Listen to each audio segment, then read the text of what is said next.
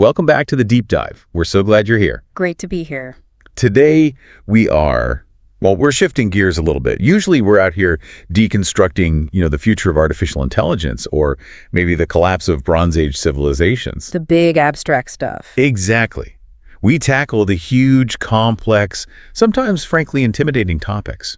But today is different. Today, we are going to talk about something that you probably do once a week, maybe even more, and you almost certainly think you know exactly how to do it. And that is going to a restaurant. That's it, going out to eat.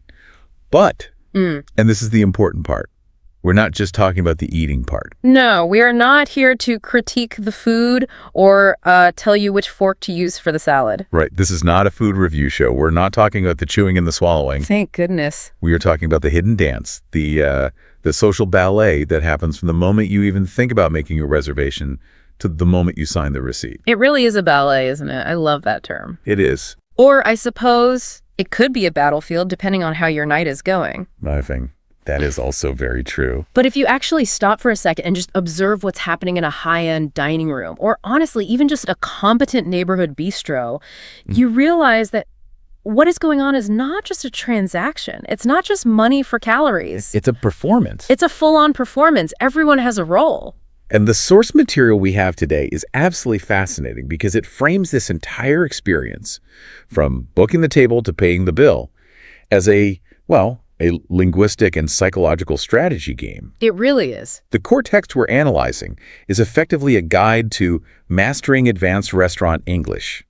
Now, on the surface, that sounds like a language learning textbook. Right. It sounds like something you'd study for an English proficiency exam. Totally. You expect it to be flashcards about vegetables or, this is a spoon. Repeat after me. The soup is hot. Exactly. Yeah.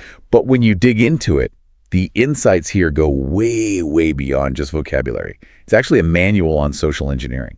That's a great way to put it. It's about how to use language to manipulate, and I mean that in the most benevolent way possible, the reality around you to get better service, better food, and just a fundamentally better night out. Absolutely. The central premise here is really compelling.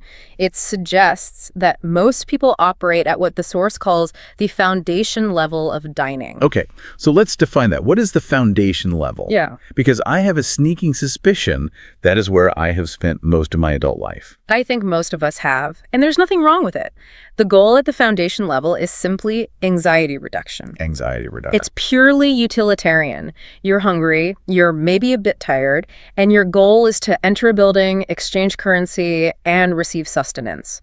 You want to make sure you get a table, you want to make sure you get food you recognize, and you want to leave without embarrassing yourself. Which is fine. I mean, we've all been there. Of course. You walk in, you make eye contact, you say, "A table for two, please." You ask, "Where's the bathroom?" You order the burger. And it works. It functions. It gets the job done. You get fed. It functions, yes. But the key insight here is that it's passive. You are a passenger in the experience. No, I like that. The restaurant is doing things to you. You take the table they give you. You eat the food they bring you. You pay the price they tell you. You're just along for the ride. Exactly. And the sources argue that there is a whole other level above this. They call it the Masterclass level. Okay. This is where you move from function to fluency, from anxiety reduction to experience creation, and from transaction to relationship. And that's our mission today. That's what this deep dive is all about. We want to take you, our listener, from that basic level of just surviving the restaurant, Getting fed and getting out. right, to the masterclass level of actually curating the experience. And we are going to unpack specific linguistic tools to do that. We're talking about things called softeners, mitigators, value signals. And my personal favorite, the psychology of complaining without offending, Yes. which is frankly a superpower that applies to way more than just cold soup. Oh, absolutely. It's a life skill. The complaint sandwich, basically. And we're going to talk about specific vocabulary, words like unctuous, Unctuous. A dangerous word. a very specific tool in the arsenal, It really a is. very dangerous word. I admit I have used it, and after looking at these notes, I am almost certain I used it wrong. We've all been there. So let's dive into this. Let's start with that fundamental difference, the foundation versus the Masterclass mentality. So as we touched on, the foundation is about clarity. It's direct. I want a table. I would like the chicken. Check, please. It's transactional. Totally transactional. Right. It views the staff as well, as walking, talking vending machines. You put in the words, the food comes out. Right. But the masterclass level is defined by two things that seem almost contradictory at first. Strategy and indirectness. Indirectness. Now, that sounds counterintuitive. It does. Usually in business, in life, we are told to be direct. Ask for what you want. Close the deal. Be assertive. Why is indirectness the power move here? Because in the social ballet of hospitality, directness can often be perceived as aggression. Oh, okay. Or if not outright aggression, then at least a lack of sophistication. It feels blunt. The goal of the masterclass level isn't just to demand service, it's to shape the environment so that the staff wants to give you the best possible service. That's a key distinction. You want them to want to help you. Yeah. You don't want to force them to help you. Exactly. If you demand something, they will comply because they are paid to. It's their job. They will do the bare minimum required by that job. But if you invite them into a collaboration, or if you use these more sophisticated indirect strategies, they comply because they like you or because they view you as a peer in this whole experience. They become personally invested in your happiness. Okay, let's unpack this. That sounds like a Jedi mind trick. How do we actually do that? Let's start at the very beginning. The arrival. The first contact. You walk up to the host stand. It's a busy Friday night. It's loud. There are people waiting everywhere. Right. The stakes are high. Your adrenaline is running a little bit. You're hungry. The rookie move, the foundation move, is to state a demand. I want a table at 8 more R. Or, do you have a table for 2? And what happens if they say no? The conversation's over. You're stuck. You've backed them into a corner. It's a yes-no question. It's binary. Right. It's a dead end. So what does the advanced diner do? What's the masterclass move? This is where the source material highlights a specific grammatical tool. It's called a softener or a mitigator. Okay. And the heavy hitter in this category, the one that does the most work, is the past continuous tense. The past continuous. This is like high school English class coming back to haunt us. But in an incredibly useful way, I promise. Right. I'm trusting you.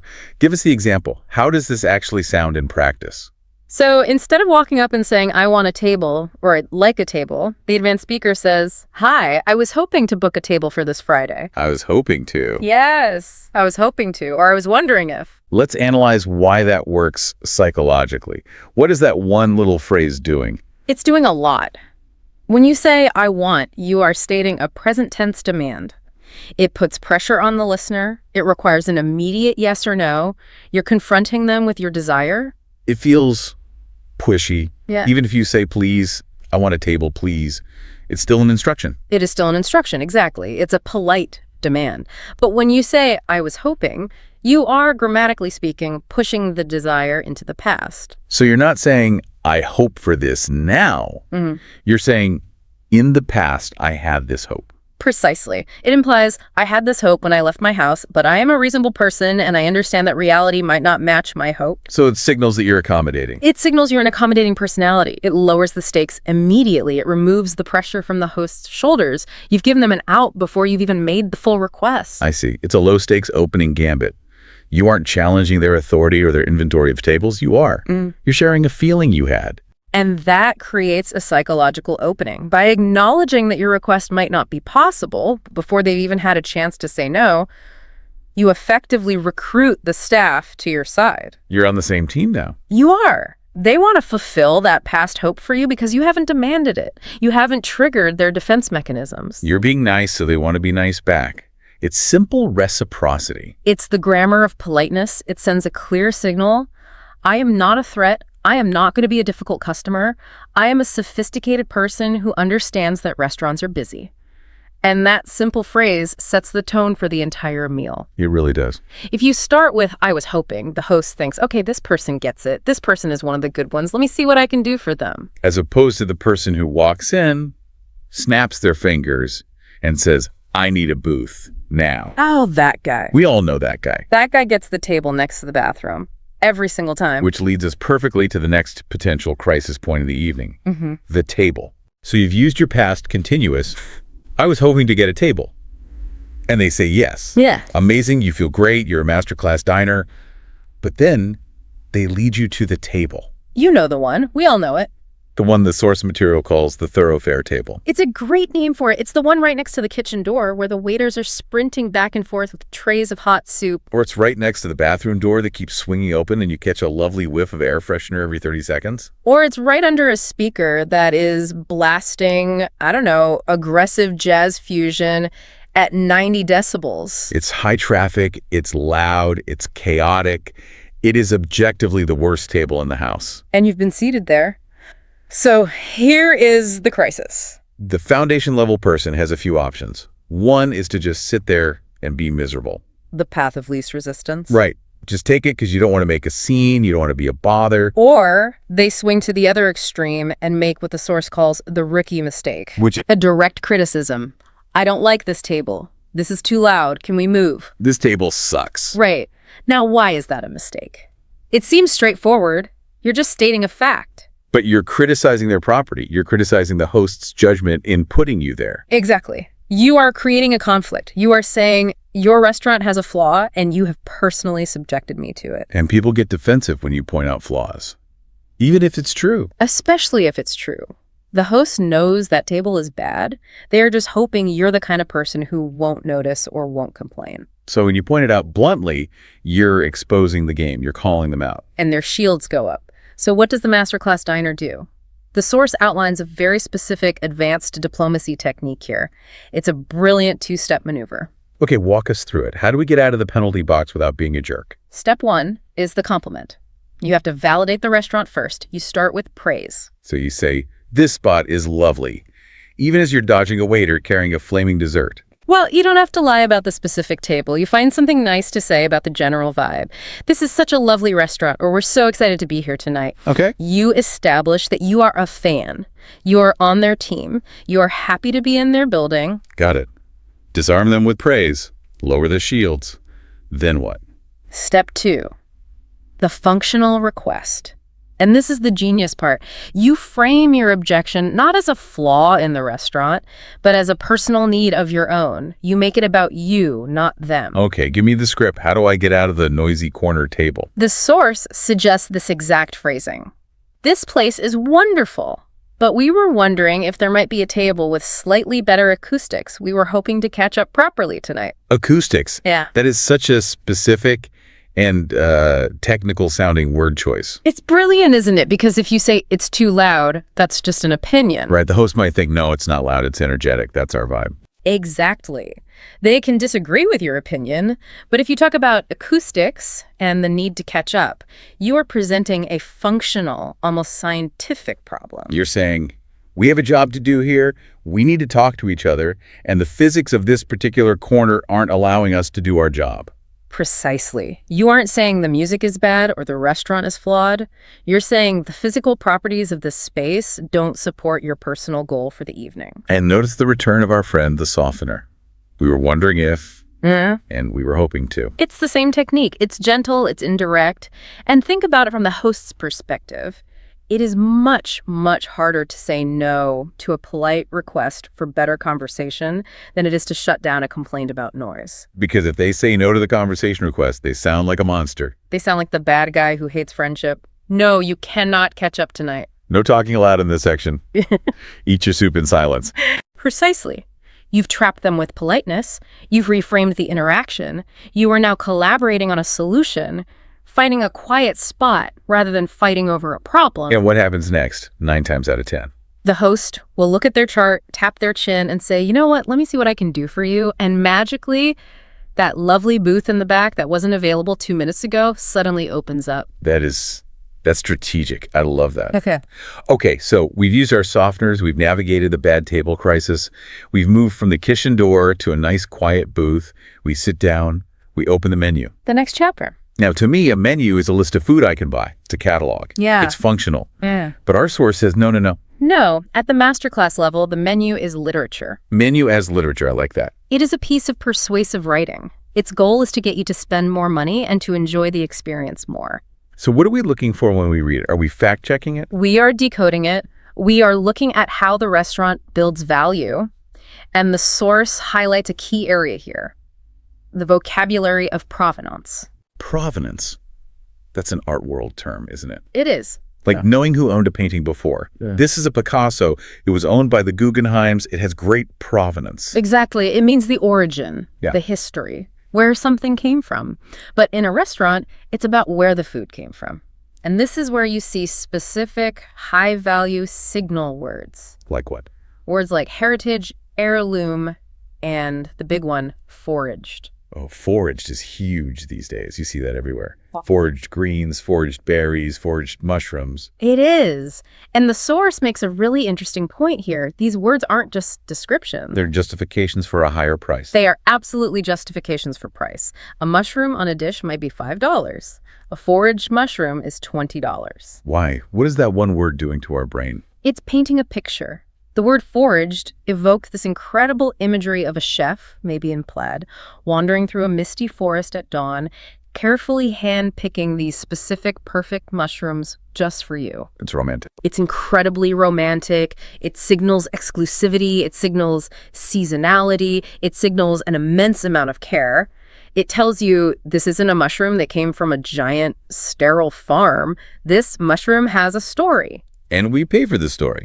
We are eating the narrative. It's the same with heirloom tomatoes or heritage pork. Heritage pork implies that this isn't some mass-produced industrial pig. This pig has a lineage. It has a family tree. It might have gone to a better school than you did. Right. It creates a sense of scarcity and quality that completely justifies the bill at the end. It transforms a simple commodity into a luxury good. So when we are reading the menu, we shouldn't just look at the nouns, the ingredients. We should be looking at the adjectives. The adjectives are where the money is. The adjectives are the sales pitch. They are the sizzle, not just the steak. Speaking of adjectives, the source dives deep into what it calls advanced texture adjectives. This is where things get really fancy. Yes. This is moving beyond your basic good or creamy or crunchy. Those are, A1, A2 level words. This is C2. And they bring up one word that I think is the ultimate foodie flex. It's a word that, when used correctly, separates the casual eater from the serious gastronome. And that word is unctuous. Unctuous, U-N-C-T-U-O-U-S. It sounds sticky. It sounds a little bit gross, honestly, like something you'd find in a swamp. It kind of is. The source defines it as having a rich, oily, fatty, glossing quality. It actually shares a root with ointment or unguents. Ointment. I really don't want to eat ointment for dinner. But in a culinary context, it's a huge compliment. It refers to that luscious, mouth-coating sensation you get from perfectly rendered fat. Think of a slow-cooked pork belly where the fat is just melting. Okay, now I'm listening. That sounds good. Or a short rib that's been braised for 48 hours until all the collagen breaks down and turns into gelatin. It's that mouth-coating richness that just lingers on your palate. It's a tricky high-level word because it signals luxury, but if you use it wrong, you just sound ridiculous. This glass of water is very unctuous. No, please don't ever say that. If your water is unctuous, you need to call the health department immediately. Lapses. Got it. So use with extreme caution. And on the complete other end of the texture spectrum, they mention the word ethereal. Ethereal, which means incredibly light, airy, almost heavenly. The foam on top of my soup was positively ethereal? It implies something almost spiritual. Too delicate for this world. It's a beautiful word. And again, these are not just functional words. They are emotional words. They heighten the experience of eating. So language shapes perception. Absolutely. If you describe your dessert as ethereal, you will actually enjoy it more than if you just describe it as light. You taste what you say you taste. That's a powerful idea. Okay, so we've decoded the menu. We know our provenance and our textures. Now the server comes over to take the order. The foundation level person just points and says, "I'll take the steak." Maybe they don't even look up from their phone. Which is such a missed opportunity. And honestly, it's a bit rude. It is rude. We're doing the social ballet here. Yeah. So what is the Masterclass move? The strategy here, according to the source, is polite interrogation. That sounds like a police tactic. Where were you on the night of the 14th? And is the fish good? A very friendly, very gentle police tactic. The goal here is to stop ordering and start conversing. You want to build rapport. Why, though? Why do I need to build rapport with the person who is bringing me fries? I'm never going to see them again. Because if you position the server as the expert, which they are, you stroke their professional ego. And a server who feels respected and valued as a knowledgeable professional will give you much better service than one who feels like a servant.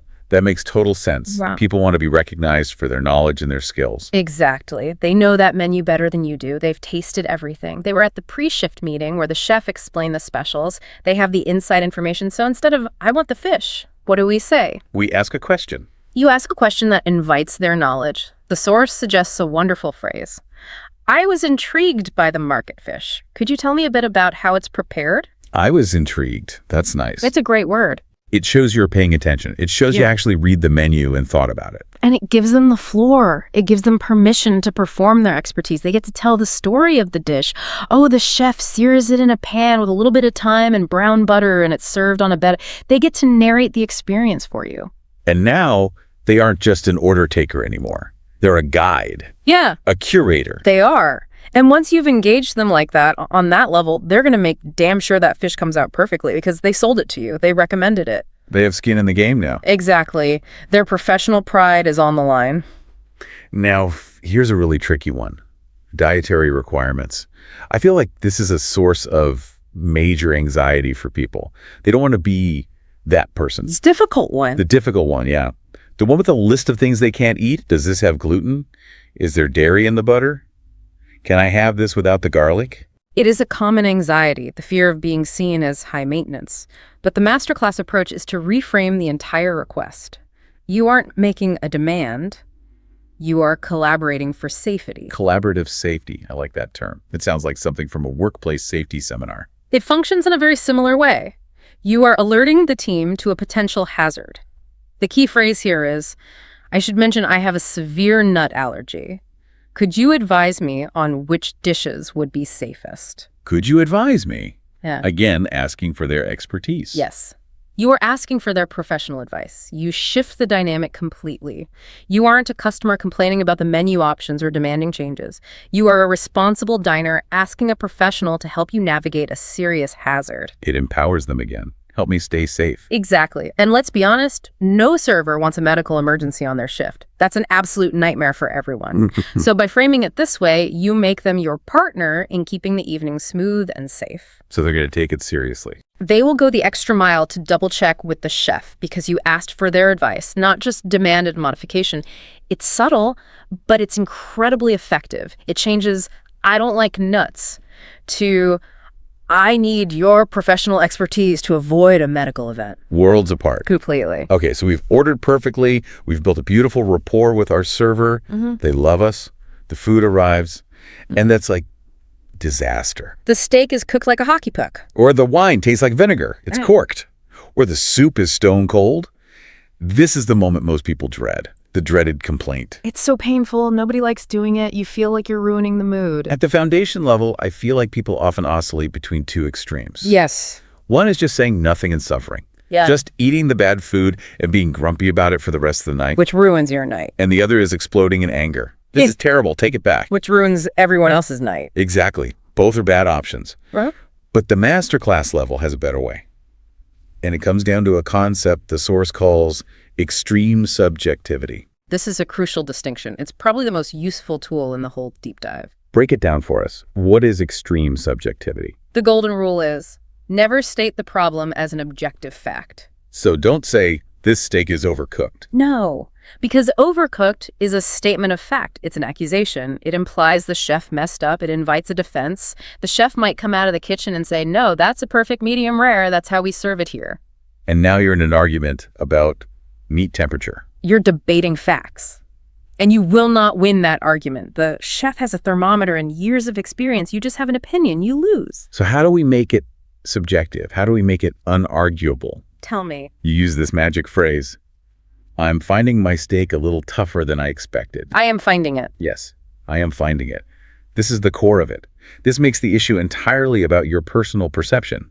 You aren't saying the steak is bad, objectively. You are saying your experience of the steak is not what you had hoped for. It takes the aggression completely out of it. It's brilliant. You can't argue with someone's feeling. You can't. You can't tell someone, no, you aren't finding it tough. That's just gaslighting. It de-escalates the confrontation immediately.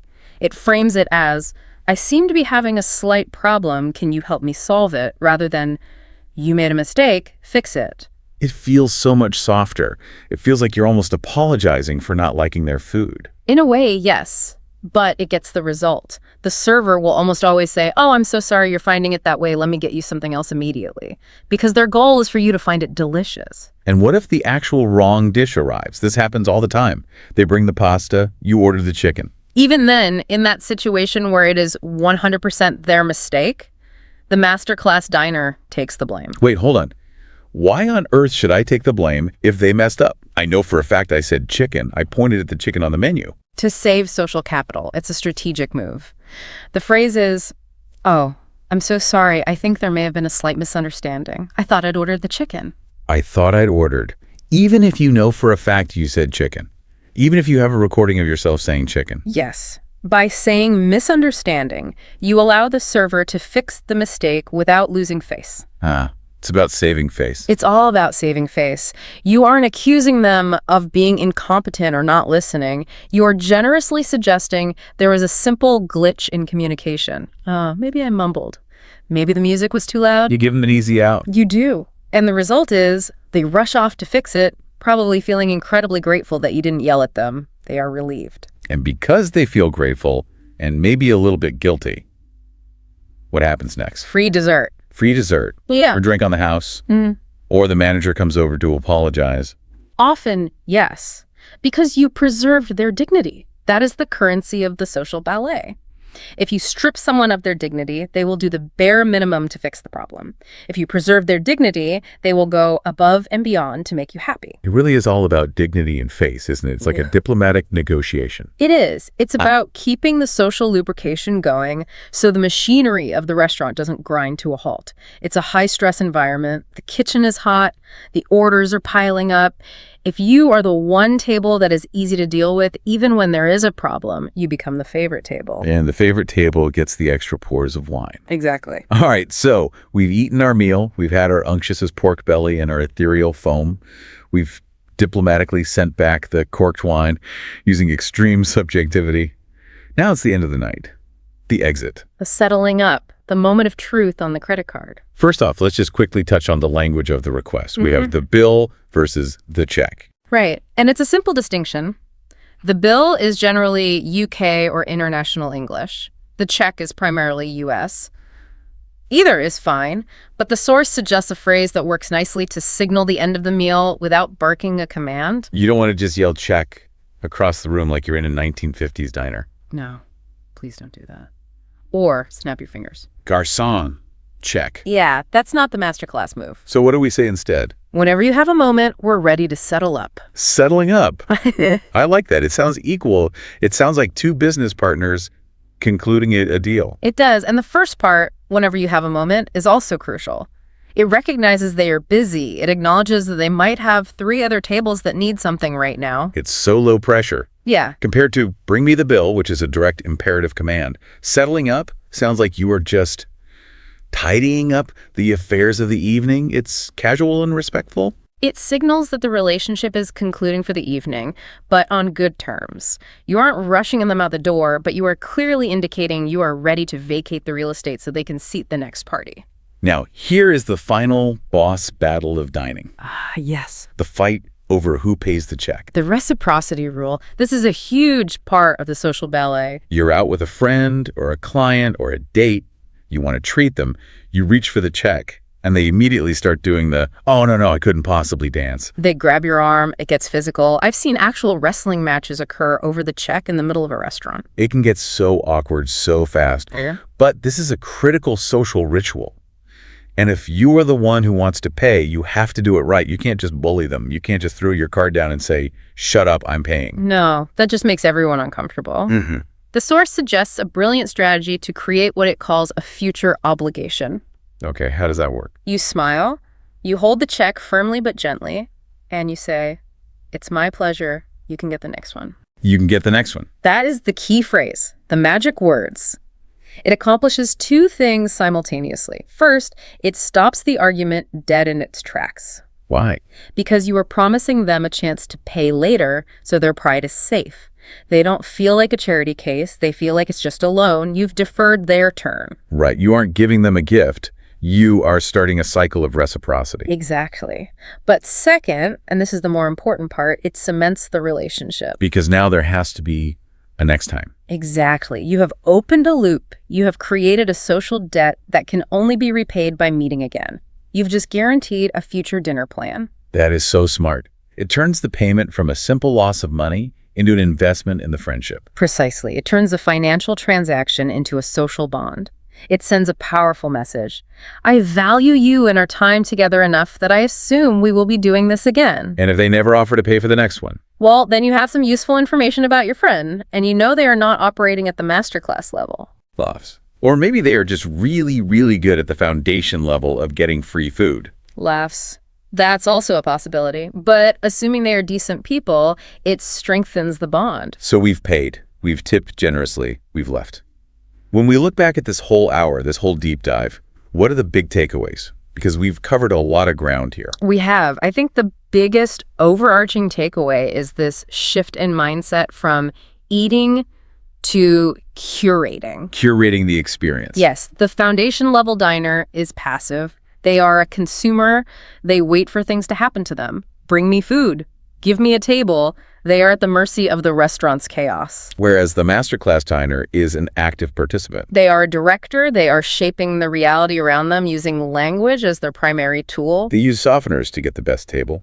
I was hoping. They use sophisticated vocabulary to appreciate the food more deeply, understanding the difference between something that is creamy and something that is unctuous. They use extreme subjectivity to solve problems without creating conflict.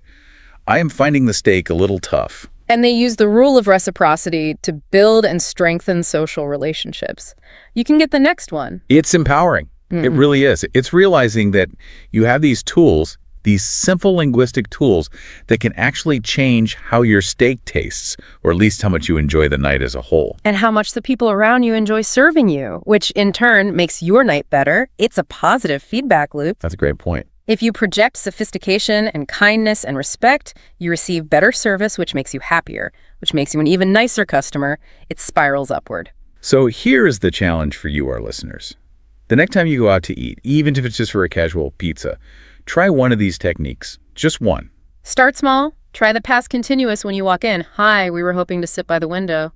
Just see how it feels. See if the host reacts differently. I promise you, you will see their face soften. Or, if you're feeling brave, try describing something as unctuous and see if your friends laugh at you.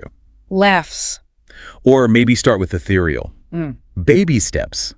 Don't go straight to unctuous on the first date. But seriously, the mission is to try to view the interaction as a relationship, not a transaction. Try to see the server not as a vending machine, but as a partner in your evening. That's the key. That's the masterclass. Before we go, I want to leave you with one final provocative thought to chew on. We've spent this whole deep dive talking about waiters and restaurant hosts. We've talked about the social ballet of dining. But if these softeners and mitigators, these phrases like, I was hoping and I'm finding, if they work so well to get what you want from a complete stranger who is carrying a tray of food... Where else do they work? Exactly. How might they change the dynamic if you use them on your boss or your spouse? Or in a high-stakes business negotiation? I was hoping we could discuss a raise. I'm finding this project deadline a little tighter than I expected. Is all of social interaction just a more complicated version of ordering dinner? That is the question. Think about that. Are we all just trying to get the best table in the restaurant of life? Thanks for listening to The Deep Dive. See you next time. Bye for now. Welcome back to The Deep Dive. I have a question for you to start things off today. When is the last time you felt genuinely sweating through your shirt, intimidated? Let me think. And I don't mean giving a speech to 500 people intimidated. I mean dinner. Dinner, you mean the act of eating? I mean the performance of eating. I was at this place last week. I won't name it, but let's just say the napkins were made of thicker linen than my bed sheets. Okay, I know the type. And I walked in and the lighting was dim and there was this hush in the room. You know that specific expensive restaurant silence? Oh, absolutely. It's like entering a cathedral. Or a library. Exactly. A cathedral where I'm terrified I'm going to drop a fork and get excommunicated. A waiter walked by in a vest that cost more than my first car, and I froze. Oh, no. I suddenly felt like I was 8 years old. I didn't know where to look. I didn't know what to do with my hands. It was visceral. It's the imposter syndrome of the dining room. It really is. And it got me thinking, why is this so hard? I mean, at the end of the day, we're just putting calories in our bodies. But it feels like a test. That's because, in that setting, it is a test. Or rather, it's a play. We are diving into a stack of research today that frames high-end dining not as a biological necessity, but as the social ballet. The social ballet. I saw that term in the notes and I loved it. Right. But I also hated it because I don't know how to dance. Well, most people don't. And that's the friction point. The premise here is that fine dining is a scripted performance. Mm-hmm. There are roles: the diner, the server, the sommelier, the chef. Right. There are cues. There is dialogue. And if you don't know the script, you feel like an extra who wandered onto the set of a high-stakes drama without reading the screenplay. That's exactly how I felt. I felt like everyone else had the script but me. I was just improvising. And badly. So the mission of this deep dive is to give you that script. But we aren't just going to give you manners. We aren't talking about which fork is the salad fork. Thank goodness. That's basic. That's A1 level. We are looking at sources that focus on C2 level strategies. C2 level. For those who aren't linguists, what does that actually mean? Lay it out for us. Sure. So in language learning, you have different levels of fluency. A1 is your absolute beginner. It's hello, goodbye, I want bread. Got it. The basics. C2 is mastery. It's the highest level of fluency. It's not just about speaking correctly. It's about understanding nuance, humor, subtext, and cultural implication. So it's the difference between knowing the words and knowing the music behind the words. That's a perfect way to put it. The sources we've pulled, which range from advanced English linguistic manuals to psychology papers on social etiquette, suggest that there is a specific vocabulary and a specific psychological toolkit that transforms you from a passive, terrified customer That's me. into an active, sophisticated participant. So we're going from I hope I don't mess up to I am directing this experience. Precisely. We're going to decode the delicate art of the difficult order, how to navigate the intimidation of the wine list, how to elevate your vocabulary beyond just delicious. I am so guilty of that one. We all are. And then we'll get into the psychology of the graceful complaint, and finally, the bizarre anthropology of paying the bill. I'm ready. Because honestly, the wine list part alone keeps me up at night. I just close my eyes and see indecipherable French words. And I want to emphasize one thing before we start. While our sources come from a linguistic angle, literally teaching advanced English strategies, the psychology underneath is universal. It's about people. It's about human behavior. It's about soft power, face saving, and what sociologists call social smoothing. It's about making interactions work. Okay, let's open the menu. Let's start with the first hurdle. You sat down, you've unfolded the napkin, hopefully the right way, and you're looking at the food. The ordering phase. Right. Now, in a perfect world, you want exactly what is printed on the page. But we don't live in a perfect world. Maybe you have an allergy, maybe you hate cilantro, or maybe you just really, really want the salad instead of the fries that come with the steak. The challenge of customization. And this is where the fear kicks in. I feel like if I ask for a substitution, I'm being that person. Yeah. You know, I'm the high-maintenance nightmare that the kitchen is going to curse. And let's be fair to the kitchen. Technically, you are disrupting the flow. A high-end kitchen is a factory. It's an assembly line of precision. Every dish is designed to be a balanced, complete thought. So they've worked this all out. Meticulously. When you change an element, you are introducing a variable. You're creating friction. You're asking them to break their rhythm. So the fear is valid. I'm not crazy. The fear is valid, but the reaction to the request depends entirely on how you frame it. This brings us to a concept in linguistics called mitigating an imposition. Mitigating an imposition. That sounds intense, like something from a UN treaty. It kind of is. It comes from something called politeness theory, from two linguists, Brown and Levinson. The idea is that when you ask someone to do something that isn't their standard job or is extra work, you are committing what's called a face-threatening act. A face-threatening act. Yes, you are threatening their autonomy, their desire not to be imposed upon.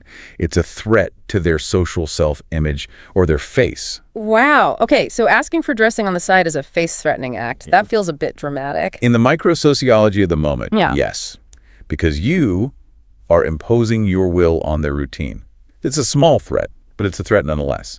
So to mitigate that, to soften it, you need to use language that verbally acknowledges the burden. Okay, give me an example of the wrong way to do it, the way most people, including me, probably do it. The wrong way is transactional language. It's efficient, but it's blunt. Can I have the salad instead of the fries? Or just substitute the fries for salad? I say can I all the time. Can I get the sauce on the side? I thought I was being polite by asking a question. Can I is polite in a functional A1 level sense.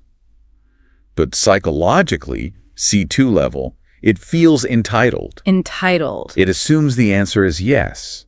It ignores the labor involved in the request. It treats the server like a vending machine. You press a button, you get a result. Yeah. There's no acknowledgement of them as a person. Okay, so I'm treating them like a mechanism. How do I treat them like a human? What's the C2 strategy here? The strategy is to wrap the request in a softener that gives them an out, even if it's a symbolic out. The source material highlights this phrase. I was wondering, would it be an imposition? I was wondering, would it be an imposition to swap the fries for a side salad? Exactly. Let's break that down. I was wondering, softens the start. It's not a demand. It's a thought you're having. It's tentative. It's less direct. And would it be an imposition explicitly asks, will this cause you trouble? You are literally asking them to consider their own workload. You're calling out the elephant in the room. You're basically saying, I know I'm being annoying. Precisely. You are validating their negative face, their desire not to be bothered. And here's the psychological magic trick. When you ask someone, will this be a burden? Their social instinct is to reassure you. They almost have to say no, don't they? Right. Unless it's truly impossible, they will say, oh, not at all. Or, no, absolutely, we can do that. Yeah. By giving them the chance to say no, you make them happy to say yes. That's fascinating. You turn them from a servant into a benevolent host who is doing you a favor. That's a fascinating shift. You're turning the power dynamic upside down. You're making them the hero for doing their job. Precisely. And if imposition feels a little too formal for, your local bistro, there is another variation the source mentions, which I absolutely love. Oh. It's the classic British understatement technique. Oh, I know this one. I feel like I hear this in every British period drama. Yeah. It's all about apologizing for existing. A little bit. The phrase is, would it be terribly difficult? Would it be terribly difficult to put the sauce on the side? Think about the weight of those words. Terribly difficult. It sounds like I'm asking them to hike up a mountain or build a ship in a bottle for me. Exactly. You are using hyperbole. Putting sauce in a little ramekin is objectively not terribly difficult. It takes 5 seconds. But by framing it as a potentially massive struggle, you are lowering the stakes by verbally raising them. Wait, explain that. How does raising the stakes lower them? That seems counterintuitive. Because the server hears terribly difficult, and their brain immediately compares that description to the reality of the task. They think, well, it's not terribly difficult, it's actually quite easy. So they feel relieved and frankly a little magnanimous for helping you with your terrible problem. It's like reverse psychology. In a way. You are apologizing in advance for a crime you haven't committed. It disarms any potential annoyance. The server thinks, wow, this customer really respects my time and effort, even though all you did was use a clever adverb. But let me play devil's advocate here for a second. Does the waiter really care? They're busy. They have 6 other tables. Do they have time to parse my linguistic theory? I just say sauce on the side, please. Isn't that faster for everyone? It is faster, but we aren't optimizing for speed. We're optimizing for goodwill. And here's the secret of the service industry that everyone knows but doesn't say out loud. The staff talks. Oh, I know they talk. I've worked in a restaurant. Table 12 is the difficult one. Exactly. If you are the can I get guy, Yeah. you are just another table. Transactional, forgettable. If you are the would it be an imposition guy, you are the nice table. You are the considerate table. And what does that get me? The nice table gets their water refilled faster. The nice table gets the extra bread without asking. The nice table gets the benefit of the doubt if something goes wrong later. It's subconscious, but it changes the entire energy of the service. So this is basically a social hack to get better service by demonstrating empathy. It's not a hack if it's genuine. It's about encoding your empathy in your language. Okay, I'm sold. I'm going to be the imposition guy from now on. But now we have to move to the next circle of hell. I know where you're going. The wine list. Ah, yes. The leather-bound book of judgment. Seriously. I open that book and I just see dollar signs and French words I can't pronounce. And then there's the sommelier. The guardian of the cellar. Yeah. The high priest of fermented grapes. It feels like a pop quiz. I feel like they are standing there with that little silver cup around their neck, just waiting for me to order a Merlot with a delicate fish so they can go back to the kitchen and laugh at me. That is the universal anxiety. But the source material is very, very firm on this. You have to reframe the interaction. The sommelier is not a professor grading your exam. They're not. They are a salesperson. A salesperson. That feels so reductive. But it's true. A very knowledgeable, highly trained salesperson with a very specific inventory. Their job is to move product. They want you to buy a bottle. They are not there to gatekeep. They are there to facilitate. The C2 strategy, the advanced social strategy, is to treat the sommelier as a collaborator, not an adversary. Collaboration over intimidation. I like that. But how do you collaborate if you don't speak the language? I know red and white and maybe rosé. That's about it. You don't need to know the geography. You don't need to know that the 2015 vintage in Bordeaux was better than the 2013. You just need to know texture and feeling. Texture. We're talking about liquid. Yes, but liquid have structure. The sources break this down beautifully. Most people, when they want a strong red wine, say, I want something strong. I have said that exact phrase. Give me something strong. But strong is vague. It's useless. It could mean high alcohol. It could mean spicy. It could mean fruity. It's not helpful. If you want that heavy, powerful sensation in your tongue, think of the difference between skim milk and heavy cream. The words you want are robust or full-bodied. Robust, full-bodied. Okay, it sounds like I'm describing a linebacker, not a drink. In a sense, you are. You're describing the physical presence of the wine in your mouth. Now, what about that dry sensation? You know, when you drink a really strong black tea or eat an unripe banana and your mouth feels fuzzy? Yeah, like all the moisture just got sucked out of my cheeks. That sensation comes from tannins. Tannins. I've heard that word, but I never really knew what it meant. It's a compound from the grape skins, seeds, and stems. So if you like that feeling, you don't say, I want a dry wine. You say, I'd like a full-bodied red with significant tannins. Significant tannins. See, if I said that, I'd feel like I was wearing a monocle and pretending to be someone else. This feels like acting, doesn't it? But to the sommelier, it's just clear data. You have just given them coordinates. You've saved them 5 minutes of guessing games. They hear that and think, okay, Cabernet Sauvignon from Napa or maybe a Barolo. What about white wine? I usually just say dry or sweet. That's my entire range. Dry is the baseline for most quality whites, but it doesn't tell them much. If you want that crisp, clean, almost stony taste, think of a really cold Sauvignon Blanc from the Loire Valley. The word to use is minerality. Minerality, like licking a rock. Ideally, a very delicious wet rock from a riverbed in France. Okay, so it's not fruity. Exactly. It conveys that lack of overt fruitiness, that refreshing, sharp quality. It implies the soil, the terroir. It's a much more precise word than dry. So we have robust, tannins, and minerality. I can remember those. But here is the real problem.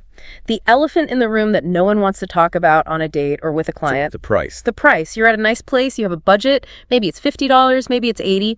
But you don't want to look cheap. You don't want to say, what do you have for $40? Especially if you're trying to impress someone. It just deflates the whole moment. So what do you do? This is where I just panic and point at the second cheapest bottle. The classic move.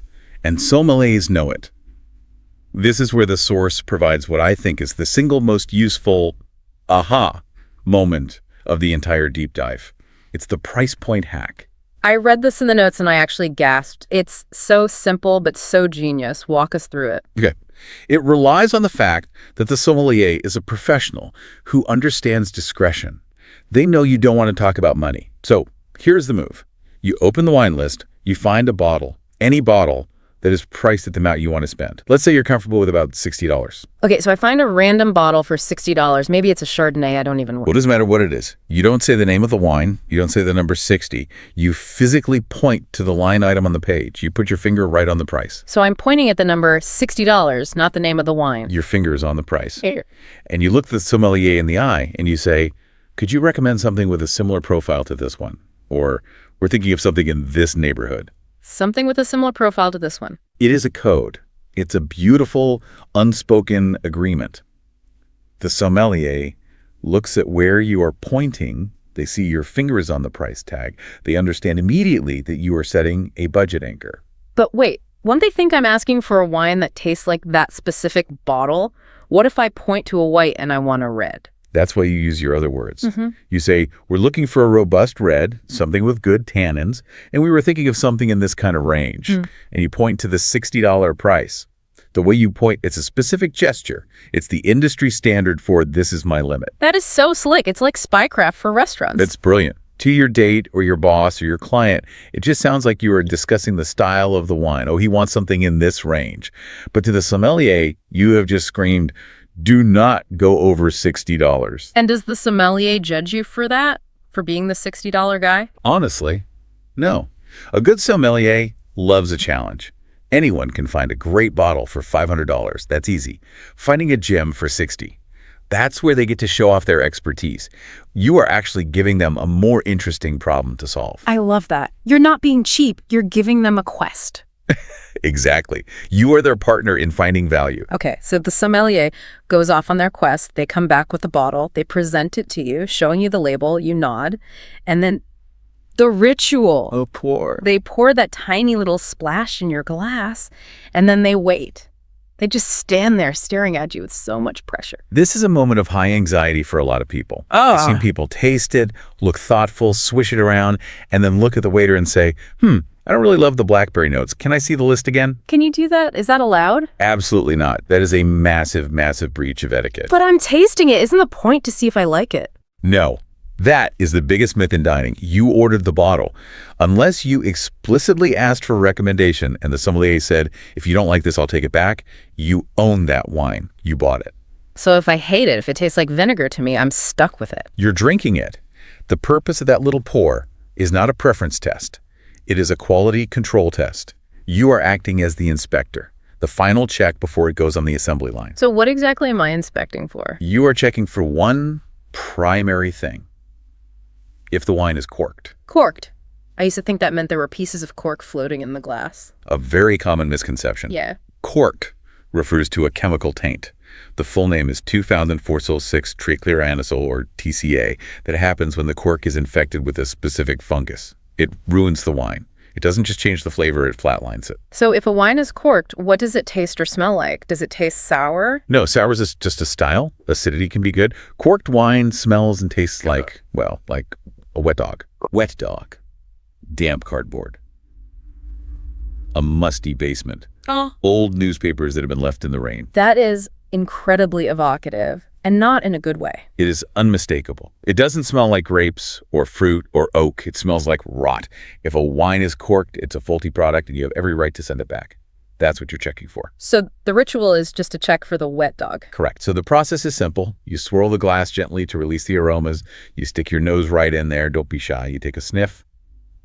If it smells like wine, even if it's wine you aren't crazy about, you take a small sip, you nod, you say, that's lovely, thank you. That's lovely, thank you, even if it's just okay. Yes, that is the green light. That is the code phrase that tells the waiter the product is not defective. Proceed. Then they'll pour for your guests and then for you. Okay, we've navigated the order, we've hacked the wine list, the wine is poured, now the food arrives. And this brings us to the actual eating part, and specifically how we talk about the food. The culinary vocabulary. This is something I struggle with so much. The waiter comes by and asks, how is everything? And I panic and my brain just shuts down and I say, it's yummy. Yummy. I know, I sound like a toddler. Or I say, it's delicious, or it's good. And delicious is fine. It's functional. It conveys the information. I am enjoying this. But it lacks nuance. It doesn't convey expertise or deep appreciation. The source material argues that specificity is the mark of a connoisseur. If you want to show you appreciate the food, you need to describe why it's good. So let's upgrade our adjectives. The source breaks this down into tiers. Let's start with those sharp, acidic flavors, the ones that wake you up. Right. Think of something with lemon, vinegar, capers, Sure. a ceviche maybe, or a vinaigrette. Instead of just saying sour or strong, you want words like piquant or zesty. Piquant, that's a great word. It sounds sharp, it sounds fancy. It does. It implies a pleasant, exciting sting. It wakes up the palate. Zesty works beautifully for citrus. It's more specific than just lemony. What about texture? I feel like texture is hard to describe without sounding weird. Mushy is bad. Soft is boring. Creamy is overused for everything from soup to pasta sauce. The C2 word for smooth, rich textures, like a lobster bisque or a really fine potato puree, is velvety. This soup is velvety. I like that. It evokes luxury, doesn't it? It connects the sense of taste to the sense of touch. It implies a density and a smoothness that creamy just doesn't capture. Okay, that makes sense. Now, what about when the food is just incredible? Like the chef really pulled off something special and you want to acknowledge that. This is where we get into the heavy hitters. One word the expert in the source highlights is triumph. As in a victory. The lamb shank is an absolute triumph. Think about what that implies. A triumph is a victory over a great challenge. It implies that you know the dish was difficult to execute. It acknowledges the struggle. It's not just, this tastes good. It's, I recognize your skill. Exactly. I know cooking a lamb shank this perfectly is difficult. I know balancing these spices is hard. And you won. It's a huge compliment because it validates the chef's skill, not just the flavor. It frames the meal as a narrative of success. Yes. And then there is the peak experience, the top of the mountain, the final boss of compliments. The word sublime. Sublime. I feel like I need to whisper it when I say it. You should. The source warns us. Use this sparingly. In art history and philosophy thing, Edmund Burke, the sublime, refers to something so vast and beautiful it inspires awe, almost a mix of fear and wonder. Like looking at the Grand Canyon or hearing a Beethoven symphony for the first time. Exactly. So don't use it for the French fries. These fries are sublime. Yeah, that sounds ridiculous. Unless those fries legitimately change your worldview, no. If you call everything sublime, you devalue the word. But when you do use it, that dessert was simply sublime. It carries immense weight. It stops the conversation. It's the ultimate praise. So we have piquant, velvety, triumph, sublime. We are armed with compliments. But let's be real. Sometimes the food isn't a triumph. Sometimes the food is a tragedy. It's a friction point. Sometimes the steak is like an old boot. Sometimes the soup is cold. And this is the moment I dread most. How do you send something back without becoming the villain of the entire restaurant? The graceful complaint. Because we've all seen the ungraceful complaint. The guy waving his arms, shouting, "This is garbage, take it away." And you just know. You just know everyone in the restaurant hates him. And you just want to disappear into your table. Right. And there is that lingering fear, maybe it's an urban legend, that if you complain, the kitchen will do something unsavory to your food. The spit in the burger myth? Is it a myth? Be honest. In high-end dining, yes, mostly. Chefs are professionals with egos. They don't want to poison you. They just want you to leave happy and tell your friends. But you are right. Aggressive complaints trigger defensiveness.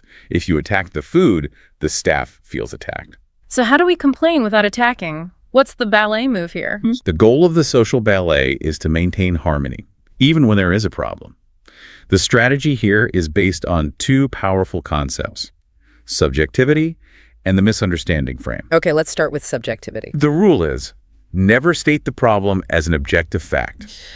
Do not say, this steak is tough. But if it's tough, it's tough. That is a fact. To you, this steak is tough is an accusation. You are stating a universal truth that the chef has failed. It's a direct challenge. The C2 strategy is to shift the focus from the object, the steak, to your own perception. You say, I'm finding my steak a little on the tough side. I am finding, not it is. Yes, I am finding. It implies this is my internal experience. It might be fine for others. Maybe I have weak teeth. But for me right now, I'm finding it tough. It's softer. It's an I statement, not a you statement. Exactly. It's much harder to argue with someone's feelings than with this stated fact. If you say, it's tough, the waiter's brain might go into defense mode. No, it's a perfect medium rare. If you say, I'm finding it tough, the waiter's brain thinks, oh, the customer is unhappy. I must fix that feeling. That is so diplomatic. I'm finding this a bit salty versus this is way too salty. Exactly. It gives the staff room to say, oh, I'm so sorry to hear that. Let us fix it for you, without them having to admit they serve bad food. It allows everyone to save face. You get a new steak. They get to be the heroes fixing a problem, and nobody is the villain. And the second strategy, the misunderstanding frame, what's that for? This is for when the order is objectively wrong. You order the chicken, they brought the fish. The instinct, the transactional A1 approach is to say, this is wrong, you got my order wrong. Which is true, they did. It is true, but again, it assigns blame. It points a finger. The sophisticated C2 move is to take the blame on yourself, even if you know 100% that you didn't make a mistake. So I have to lie. You have to perform. You say, excuse me, I think there may have been a slight misunderstanding. I thought I'd ordered the chicken. I thought I'd ordered the chicken, as if I'm the one who's confused. You are allowing for the possibility that you are the crazy one. You are saying, maybe I hallucinated saying chicken. Or maybe I mumbled. Even if I know for a fact I said chicken, loud and clear. Even then. Because the goal isn't to be right. The goal is to get the chicken. By framing it as a misunderstanding rather than a mistake, you remove the conflict. The server doesn't feel attacked. They think, oh, a misunderstanding. Let me clear that up right away. They rush to fix it because you haven't made them feel stupid. It's amazing how much of this is just ego management, both yours and theirs. That is essentially what etiquette is. It's the machinery we use to manage egos in close proximity. It's lubrication for the social gears to prevent friction. Okay, the meal's over. The food was a triumph. The wine was not corked. We navigated the misunderstanding with grace. Now comes the final act. The exit strategy. Paying the bill. Or the check. If you are in the US, the bill in the UK. First off, getting the bill. The source is very specific about body language here, which I think is fascinating. Yes, please. For the love of the social ballet, do not wave. Do not wave. Do not wave your arm like you were hailing a taxi in a thunderstorm. Do not snap your fingers. Do not yell garçon. Does anyone actually yell garçon anymore? Outside of movies. You'd be surprised. All of that breaks the atmosphere. It shatters the illusion of the fancy dinner. The correct move is eye contact. Just the eyes. You catch the server's eye. A good server is scanning the room constantly. It's part of their job. Once you lock eyes, you give them the sign in the air. The little scribbling motion, like signing a piece of paper? Yes, it's universal. A subtle scribbling motion on your palm or just in the air. It's silent, it's discreet, and every waiter in the world knows what it means. It says, I am ready to pay, without interrupting the conversation at your own table. And verbally. If the waiter is standing there and asks if you need anything else. The phrase is, we're ready to settle up whenever you have a moment. Settle up. It sounds so final, like a duel at high noon. It's a good phrase. And whenever you have a moment is that critical softener again. You aren't demanding it now. You are acknowledging they are busy. You are being the imposition guy one last time. Okay, the bill arrives. It sits on the table in that little black folder. And now, the war begins. The treating dance. The social ritual of fighting to pay. I hate this part. It's so awkward. One person reaches, the other person blocks them. It's like NBA defense at the dinner table. It's pure anthropology. It's a ritual display of generosity and status. The source actually breaks this down into steps. It's a scripted dance, just like everything else. It is. Step one is the offer. If I want to pay, I say, let me get this. Now, you cannot just say, okay. Right, that would be rude. If I just said, thanks, I look like a mooch. Exactly. You must perform step two, the mandatory protest. You must say, are you sure? Or, no, you shouldn't. Or, let's split it. Even if I secretly want you to pay. Especially then. Then I move to step three, the insistence. Honestly, it's my pleasure. And then I give in. Then you give in. But, and this is the crucial part that the source highlights, you have to close the loop. You have to balance the social debt. Social debt. Explain that concept. When someone buys you dinner, a subtle imbalance is created in the relationship. They have done something for you. They have expended resources. In evolutionary terms, you now owe them. To restore equilibrium, you must verbally commit to reciprocity. So I have to promise to pay them back. Not with cash. That'd be insulting. You pay them back with a future event. The closing phrase, the final step of the dance is, okay, but you absolutely must let me get the next one. You must let me get the next one. By saying that, you do two things. One, you gracefully acknowledge the debt. Two, you turn that debt into a promise of a future engagement. It implies the friendship will continue. It's not just a transaction, it's a bond. It's a promise of a sequel. Exactly. It says, we will do this again, and next time, I will be the host. It creates a cycle of reciprocity, which is the glue of social relationships. Before we wrap up the bill, there is one technical term the source warned about. The discretionary service charge. Ah, yes. This is common in the UK and increasingly elsewhere. You'll see it added to the bottom of the bill, usually 12.5% or 15%. Discretionary. To me, that word means optional. It means I can decide. It's my discretion. Linguistically, yes. Socially, absolutely not. The source calls this the discretionary trap. It is technically optional, but socially mandatory. It is the tip. So you shouldn't ask to take it off, even if the service was just okay. Only if the service was an absolute, undeniable disaster.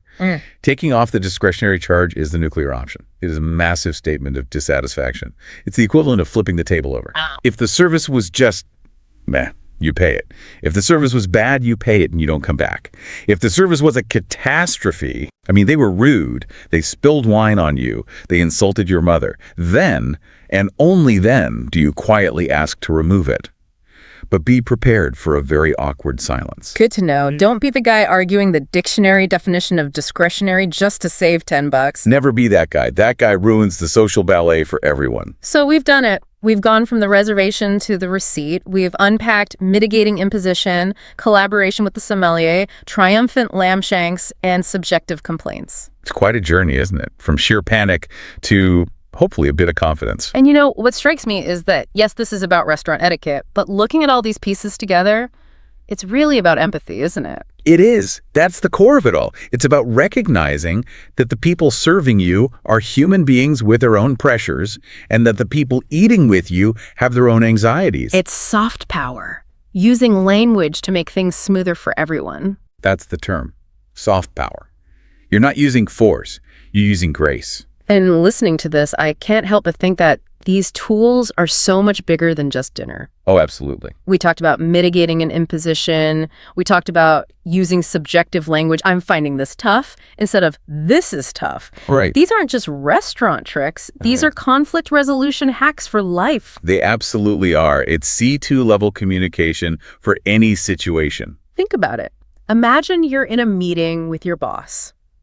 Or you're arguing with your spouse about whose turn it is to do the dishes. The domestic friction point, a very real battleground. If you approach a conflict at work not with, this report is wrong, but with, I'm finding some of these numbers a bit confusing, would it be an imposition to walk me through them? You completely disarm them. It's not an attack anymore. It's a request for collaboration. You do it, you lower the defenses, you turn a confrontation into a partnership, just like you turn the waiter from a servant into an ally. You are saving their face while getting what you want. That is the essence of diplomacy, whether it's at the UN or at Table 7. So the final thought for you, the listener, is this. If change this to would it be an imposition can completely alter the quality of your service at dinner, where else in your life could these softeners and subjective frames completely change the outcome of a conflict? I have a feeling it might be a triumph. A triumph, maybe even sublime. Let's not push it. One dance at a time.